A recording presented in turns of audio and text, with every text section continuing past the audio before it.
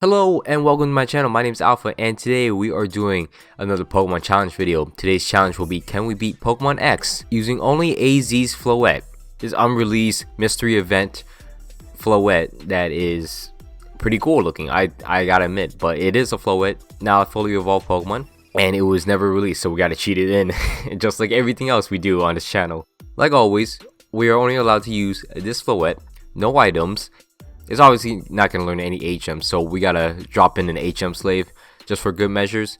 No items, as I said, and any gender character, because there's some people who are still harping on the fact that I only use the female character. I don't. I promise you. I use the male one, as I can see. I'm proving it right now. And before we get into the challenge, I want to ask you guys if you guys can leave a like, comment down some challenge ideas. This is where I got the challenge idea in the first place, from the comments. So comment down your challenge ideas and subscribe if you guys are not already, and put on post notifications to get notified on my videos. Anyways, let's get into the challenge. So from the start, I gotta say, I've never used a Floette or Florges on my team. I completely forgot they were like Pokemons for the longest time. But I don't mind Florges. I just didn't know what I would do with a Floette. It looks like a cute Pokemon, but being a pure fairy in Generation 6 of all generations is probably one of the best blessings ever, because Generation 6 introduced fairy types and fairies are pretty freaking broken. Not broken in this first battle with this Chespin against Shauna, because I lose it. How did I lose it? It beats me. I don't understand how I lost this battle one-on-one with Chespin. Chespin.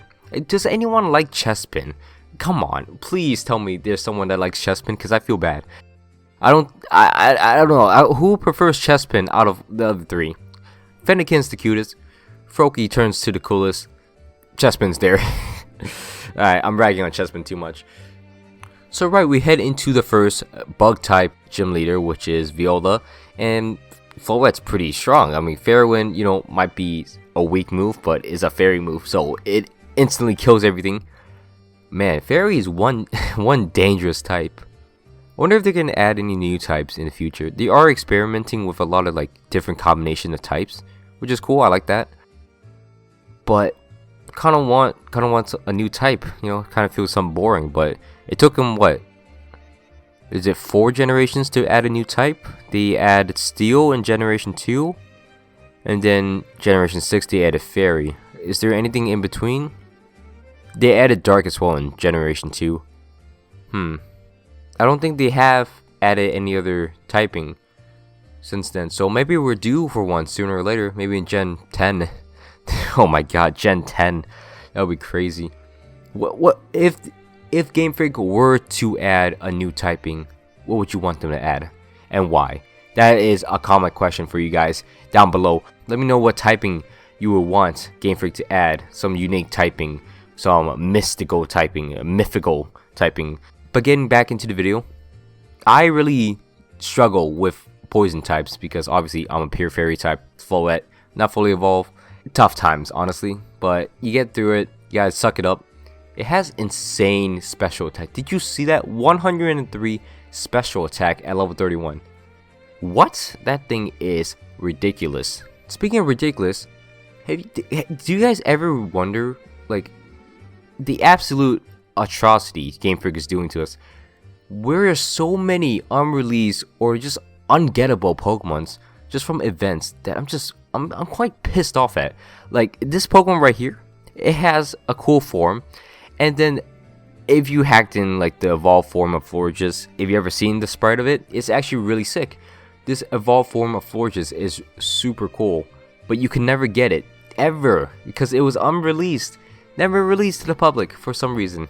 Maybe it was released in Japan somewhere, but it was never released here, and I highly doubt it was released in Japan at all, because it would have been circulating eventually. Because I tried to cheat it in, and I tried to bring it over to my Sun and Moon, but it broke. It's not a real Pokemon. Why is it in the game if it's not a real Pokemon? Same thing with Eternatus. There's a super cool form with super high stats, and you can only get it if you cheat and you hacked it in and you modify your game. And I just want to have that. I know its stats are completely broken. It's like at 1,000 base stats, which is completely stupid. Ugh. 1,000 base stats for that Eternatus in Generation 8. But not to mention that there are a bunch of there's actual mystery events that are time based. I mean, that's fine, but like that's not available for everyone. Like you have to go to certain locations, certain stores. I feel like that's a huge disservice, and I feel like we could have done better with that. Why is Game Freak not trying to like? Ooh, why does Game Freak do that? Like the Genesect event, I remember like as a kid I got the Victini event because I had to ask my friend to connect to the internet, and he knew what to do with the mystery event. You know, he had to put it in the code or something. I don't know how the Victini code worked. It didn't matter to me. I got Victini. I trusted my friend with my save file, whatever. But then like I heard the Genesect event happen, and I was like, oh, this is sick. But it was only in Japan, and I was like, oh, this kind of sucks. And then the Dream World thing and whatnot, and then Arceus never gets released. You have to get it through events, and that's always both because they're like at stores most of the time, except for the 20th anniversary. I think you get that just from the start, just from off the bat. You get it from the mystery event, which is cool, but it took 2 generations for it. And there's like an in-game event. One of the coolest things are like the in-game events where you find it and it's like a new event. You get to fight this legendary, but that didn't happen with Arceus. Unless you cheat in and you cheat in, you modify your game. That's the only time you get to fight Arceus. But like this is such a cool event. You go to the Spear Pillar again, and then there's this like staircase to heaven, and then boom, this god of a Pokemon appears. That's a sick thing. Or in Heart Gold and Soul Silver, where you bring an Arceus to Ruins of Alpha, and this giant like weird JPEG PowerPoint happens, and then you get to choose which of the legendaries you want, and that's really cool to me. But it sucks that you need specific event Pokemons to trigger these, and you can't trigger these with your money that you paid for the game. You have to spend extra time and extra effort outside to get these very rare Pokemons that are limited event. So you're missing out of content if you just miss out, or you were just born later. Like imagine that. A kid who was born in 2012 who is 7 now missed out on so many events just because they were born in 2012, and they can never experience that unless they cheat, unless they modify, unless they watch YouTube videos, you know. But it's just so annoying. I wish Game Freak didn't do that. There's so many cool events. The Genesect event in Black and White, where you go to the secluded house near the beach, and then you go through it, and then a Genesect just pops in and tries to attack you. That's super cool. Or the Zora Forest, where you fight the Zoroark, or even you get the Zora in Castelia. Those are sick, but you need certain events, and I hate those. I hate those so much, and I'm pretty disappointed they were even like in the game. I think they've learned it. There's no like special like event triggers that you need a special Pokemon for. I mean, at least besides the Hoopa bottle where you get in Generation 6, and Diancie, the Megastone for Diancie every time you get it. But besides that, there's no like actual triggers where you fight a legendary Pokemon. Like something like a Giratina where you just uncover it and then you find it through like a secret pathway, and then you go through a cave, and then boom, a Giratina. There's a giant colossal Satan centipede dragon thing. It's right there and it's about to kill you. That thing is cool. And this all ties in with this Floette, because I actually really love this Floette, and I was never allowed to get it because it was unreleased for the longest time, and it's still unreleased. It's a fake Pokemon. It's not a real thing. It's such a strong Pokemon too. Do you guys just see that? Oh my god. Sorry for my long tangent over mystery gifts event Pokemons. Just annoying, because I've missed out on so many event Pokemons. So many legendary Pokemons that I should have. But, you know, my bad, I guess. Should have just teleported to Japan. Got all the mythical Pokemons I wanted. Now I just cheat them in. I just cheat them in. Rightfully so, though. I mean, people would argue that you should perfectly breed every single Pokemon you had. I completely disagree. No, battling isn't about how great of a breeder you are. It's how strategic you are and how lucky you are, honestly. It's like, that's the best thing about Pokemon. It's not about too much strategy. You need to have enough luck to beat the game. If you have no luck, you're just gonna lose. But if you have all the luck, you're just relying on luck. So you gotta, it's all dependent on strategy and luck, not based on your IVs that you bred. That's why Pokemon Showdown is so great. It has such a consistent fan base and like player base, because You don't need to do much. You just have to like plug in like what you want on your Pokemon, and bam, you just put it on a team, and then bam, you're in a battle. Or you just click random battle like most people do and just battle with that. And if Pokemon just has that, I feel like it would like bring them over the top. Maybe like bring them to like, I don't know, mainstream. I don't think it's mainstream. I don't think too many Nintendo games would get mainstream attention like in the gaming esport world. I don't think there's a way. There's like no game right now that's really big esport. Smash Ultimate's getting there, I say. It's pretty big now. It's probably, is it the biggest esport, would you guys say, for a Nintendo game? It's just not near anything like a League of Legends or a CSGO, where there's like millions on the line and then there's millions of people watching. Because I believe the last CSGO like big tournament, like World Championship, I don't know, 1,500,000 people watching concurrently, and like over 1 million people watching. It was something stats like that. I don't remember all the stats, but it was something similar to that, and that's insane to me. Like how esports that big, and then like how back Nintendo is compared to the rest of the gaming industry. They are fantastic at making single player games. Best in the business, would you guys say? Best consistent AAA title to always make like a consistent single player experience that's amazing. I feel like they are, because they have such a large variety. Zelda, Mario, Pokemon. That's just name 3. There's so many more, and these are like the 3 titans. But they're not good competitively. Pokemon, nowhere near any other esport besides, I don't know. No, there is near nothing. No esports, not even like arcade games. Mario, there's no, unless you add Mario and Zelda and Pokemon into Smash and count them.